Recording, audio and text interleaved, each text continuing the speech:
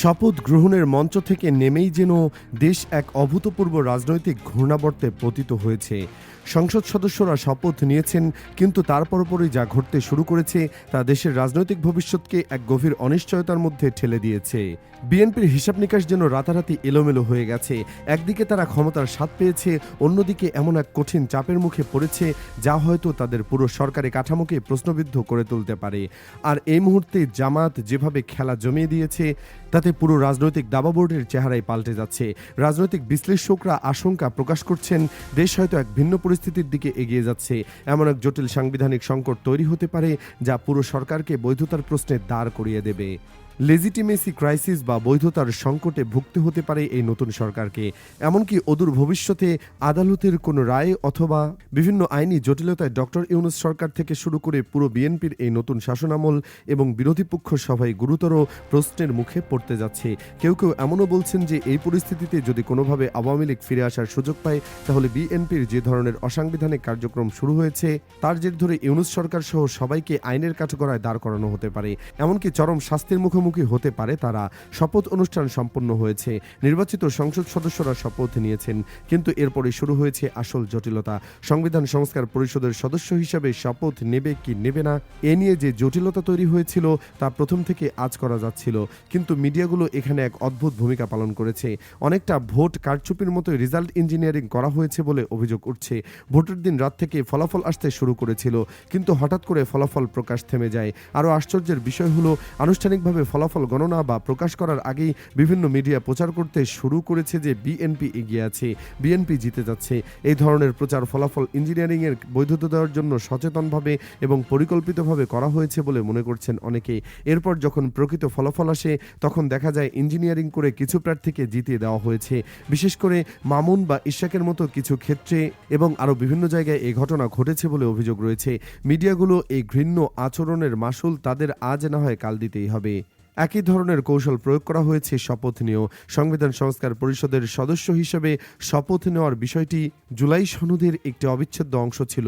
এটি গণভোটে পাশ হয়েছে, সাধারণ মানুষ এর পক্ষে রায় দিয়েছে, কিন্তু এই সংবিধান সংস্কার পরিষদের শপথ না নেওয়া মানেই জুলাই বিপ্লবের সাথে বিশ্বাসঘাতকতা করা, গণভোটের রায়ের বিরুদ্ধে অবস্থান নেওয়া, গণমানুষের আকাঙ্ক্ষার বিরুদ্ধে দাঁড়ানো। কিন্তু বিএনপি সুস্পষ্টভাবে জানিয়ে দিয়েছে যে তারা সংবিধান সংস্কার পরিষদের শপথ নেবে না।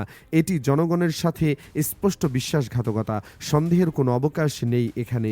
বিএনপি গাদ্দারি করেছে, তারা এখানে কি করলো? জামায়াতের সিনিয়র নেতা ডক্টর সৈয়দ আবদুল্লাহ মোহাম্মদ তাহেরের একটি বক্তব্যকে ভুলভাবে উদ্ধৃত করে বিভ্রান্তি তৈরি করলো। প্রচার করা হলো যে জামায়াতে নাকি বলেছে যে যদি বিএনপি সংবিধান সংস্কার পরিষদের শপথ না নেয় তাহলে তারাও একটি শপথও নেবেন না। কিন্তু বাস্তবে ডক্টর তাহের এমন কিছু বলেননি। তাহলে কেন ডক্টর তাহেরের নামে এই মিথ্যা প্রচারণা চালানো হলো? উদ্দেশ্য একটাই, বিএনপি যে জুলাই বিপ্লব এবং গণভোটের সাথে গাদ্দারি শুরু করেছে সেটাকে ধামাচাপা দেওয়া। কিন্তু এই কৌশল বেশিক্ষণ কাজ করেনি। জামায়াত পুরো পরিস্থিতি ঘুরিয়ে দিয়েছে। জামায়াত সংবিধান সংস্কার পরিষদ এবং জাতীয় সংসদ সদস্য দুটি শপথই গ্রহণ করেছে। এখানেই শুরু হয় প্রকৃত সংকট। বিএনপি শপথ নেয়নি, কিন্তু জামায়াত শপথ নিয়েছে। এই পরিস্থিতিতে একটি বিরাট সাংবিধানিক জটিলতা তৈরি হয়েছে। বিএনপি ভবিষ্যতে শপথ নিলেও সমস্যা, না নিলেও সমস্যা। যে যুক্তিতে বিএনপি শপথ নেয়নি সেই একই যুক্তিতে জামায়াত এবং এনসিপির যারা শপথ নিয়েছে তাদের শপথ অবৈধ হয়ে যায়। এখন বিএনপি যদি পরবর্তীতে শপথ নিতে চায় তাহলে কার কাছে নেবে, কিভাবে নেবে? আর এই শপথের পুরো ব্যবস্থাটি করেছে ইউনূস সরকার। তাহলে কি ইউনূস সরকারের সিদ্ধান্ত অবৈধ? তাহলে তারা যে নির্বাচন আয়োজন করেছে সেটাও কি বৈধ নয়? সব মিলিয়ে পরিস্থিতি সম্পূর্ণ এলোমেলো হয়ে গেছে। নির্বাচন থেকে শুরু করে বর্তমান এবং ভবিষ্যৎ সবকিছুই এখন প্রশ্নবিদ্ধ। শুধুমাত্র বিএনপির এই হঠকারী সিদ্ধান্তের কারণে যে পরিস্থিতি তৈরি হয়েছে তাতে একটি অদ্ভুত পরিস্থিতি দাঁড়িয়েছে। বিরোধী দল জামাত শপথ নিয়েছে আর সরকারি দল বিএনপি শপথ নেয়নি। এই অভূতপূর্ব ঘটনা পুরো রাজনৈতিক প্রক্রিয়াকে একটি গভীর সংকটের মধ্যে ফেলে দিয়েছে। সবাই এখন লেজিটিমেসি ক্রাইসিসের মধ্যে আছে। এর অর্থ হলো ডক্টর ইউনূস সরকারের সিদ্ধান্ত, গণভোটের রায় এবং জুলাই সনদ এসবের প্রতি বিএনপির কোনো আস্থা নেই। তারা এগুলোকে বাধ্যতামূলক মনে করে না। বিএনপির এই মনোভাব থেকে বোঝা যাচ্ছে তাদের প্রকৃত অবস্থান কি। মজার বিষয় হলো তারা বলছে শপথ করাবেন স্পিকার বা ডেপুটি স্পিকার, কিন্তু এই বিধান আইনে নেই। এটা ঠিক যে সংবিধানে এমন কোনো বিধান নেই, তাহলে তারা সংসদ সদস্য হিসেবে শপথ নিলেন কেন? তারা তো সেই শপথ প্রধান উপদেষ্টার কাছে নিয়েছেন, যা স্পিকার বা ডেপুটি স্পিকার কেউই ছিল না। এখন সারা দেশে জামায়াত শিবির এনসিপির কর্মীরা সোচ্চার হয়ে উঠেছে। তারা তীব্র প্রতিবাদ করছে, বিশেষভাবে সাদিক তীব্র প্রতিবাদ করেছে। তিনি একে জুলাই বিপ্লবের সাথে সুস্পষ্ট বিশ্বাসঘাতকতা বলে অভিহিত করেছেন। আসিফ মাহমুদ থেকে শুরু করে জুলাই আন্দোলনের সব পক্ষরা বিএনপিকে গাদ্দার বলে অভিযুক্ত করছে। তাদের অভিযোগ, বিএনপি ক্ষমতায় আসার মাত্র ২৪ ঘন্টার মধ্যেই জুলাই বিপ্লবের সাথে বিশ্বাসঘাতকতা শুরু করে দিয়েছে। কিন্তু বিএনপি এও জানে যে এই পথে তারা বেশি দিন টিকতে পারবে না। ক্ষমতায় টিকে থাকতে হলে জুলাই বিপ্লবের সাথে গাদ্দারি করা অসম্ভব। অভ্যন্তরীণ সূত্র থেকে জানা যাচ্ছে, বিএনপি অবশ্যই সংবিধান সংস্কার পরিষদের শপথ নেবে, তবে একটু ঘুরিয়ে পেঁচিয়ে। আগামী কয়েকদিন হয়তো শোনা যাবে স্পিকার এবং ডেপুটি স্পিকার নির্বাচিত হয়েছেন। এরপর বিএনপির যিনি স্পিকার হবেন তার কাছে তারা সংবিধান সংস্কার পরিষদের শপথ নেবেন। কিন্তু এই ঘুরিয়ে পেঁচিয়ে শপথ নেওয়ার প্রচেষ্টাও প্রশ্নবিদ্ধ। তারা যদি স্পিকারের কাছে শপথ নেন, তাহলে প্রশ্ন উঠবে যে সংসদ সদস্য হিসাবে যে শপথ তারা প্রধান উপদেষ্টার কাছে নিয়েছেন সেটার আইনি ভিত্তি কী ছিল? তখন তো স্পিকার বা ডেপুটি স্পিকার কেউই ছিল না। বিএনপির আসলে মন চায় আগের স্পিকার শিরীন শারমিন চৌধুরীকে ফিরিয়ে আনতে। তার হাতে যদি বিএনপি শপথ নিতে পারত তাহলে তারা খুশি হতো। সব মিলিয়ে যে পরিস্থিতি তৈরি হয়েছে তার পরিণতি মোটেও ভালো নয়। সামনে বিএনপিকে এর মাসুল গুনতে হবে।